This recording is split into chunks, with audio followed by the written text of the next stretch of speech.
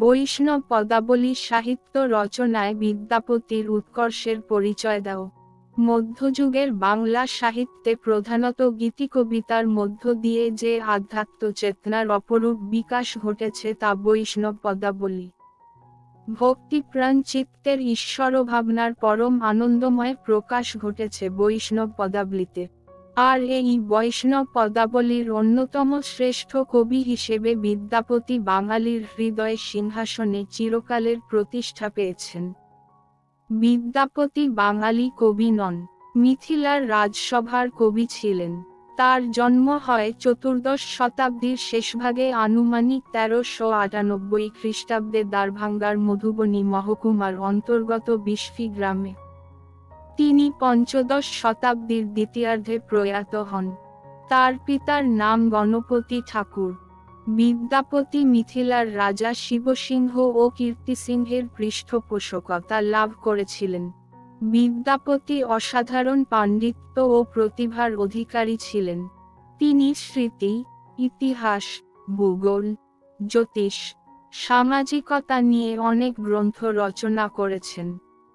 সংস্কৃতে রচিত গ্রন্থের মধ্যে বিশিষ্ট হল পুরুষ পরীক্ষা, কীর্তি পতাকা, শৈব সর্বসহার, গঙ্গা বাক্যবলী, বিভাগসার, দানবাক্যাবলী, দুর্গা ভক্তি তরঙ্গিনী ইত্যাদি।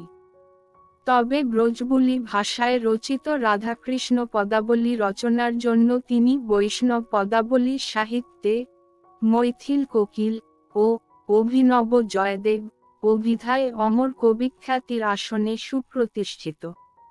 বিদ্যাপতি রাজসভার কবি ছিলেন এবং জয়দেবের মতো সভাকবি হিসাবে তিনি প্রেমের দৈহিক দিকটাই বেশি করে দেখেছেন। তার কবিধর্ম তাকে সে কাজে উৎসাহ দিয়েছে। বিদ্যাপতির রাধার চণ্ডীদাসের রাধার মতো কোনো অশরীরী ভাবাবিগ্রহ নন, তিনি আদ্যন্ত মানবী। বিদ্যাপতি পূর্বরাগের পদে রাধাকে সৌন্দর্যলক্ষী রাজেন্দ্রাণী রূপে তুলে ধরেছেন। বয়ঃসন্ধির রূপতন্মতা এখানে ভাবতন্মতায় এসে গেছে। এ পর্যায়ের একটি পথ হল হাতক দর্পণ মাথক ফুল, নয়নক অঞ্জন মুখক তাম্বুল, উদ্ধৃতি চিহ্ন। সুন্দরী রাধা অতঃপর বিদ্যাপতির কাব্যে অভিসারিকার রূপে দেখা দিয়েছেন। অভিসারের পদে বিদ্যাপতির কবি প্রতিভার চমৎকার আত্মপ্রকাশ ঘটেছে। অভিসারের লৌকিক আবেদনের মধ্যে অলৌকিকতার সুর অনুভব করা যায়। দেহের মধ্যে দেহাতীতের, রূপের মধ্যে অপরূপের ব্যঞ্জনা সৃষ্টি করেছেন। বৈষ্ণব পদাবলীতে যথারীতি পূর্বরাগ, অভিসার ও আক্ষেপানুরাগের পরবর্তীতে রাধার ভাবসম্মিলন পর্যায়টি চিত্রিত হয়েছে।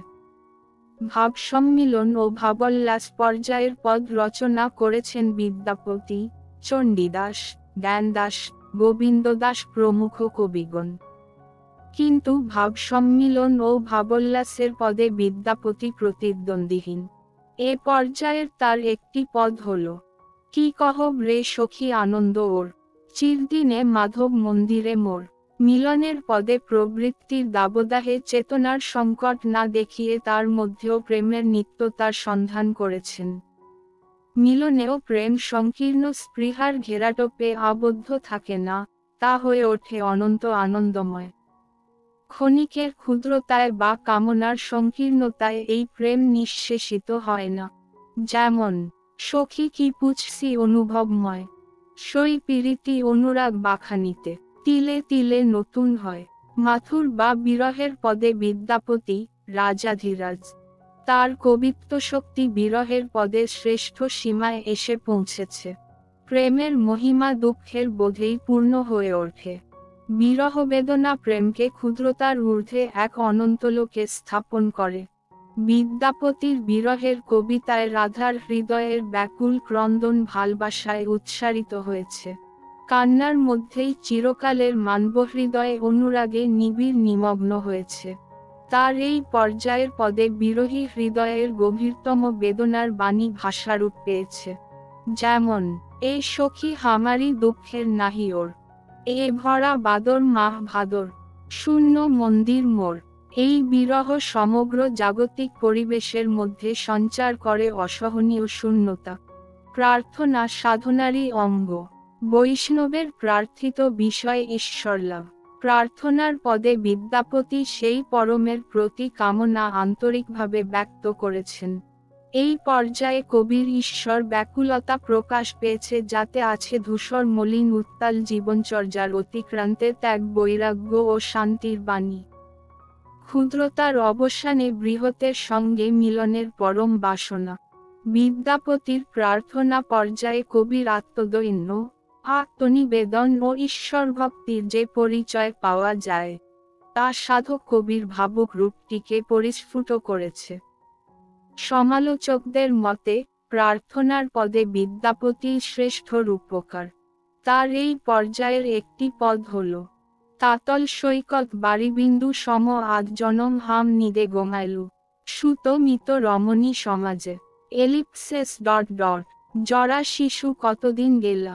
বিদ্যাপতির কাব্য শিল্পচাতুর্যের বিস্ময়কর পরিচয়বহ।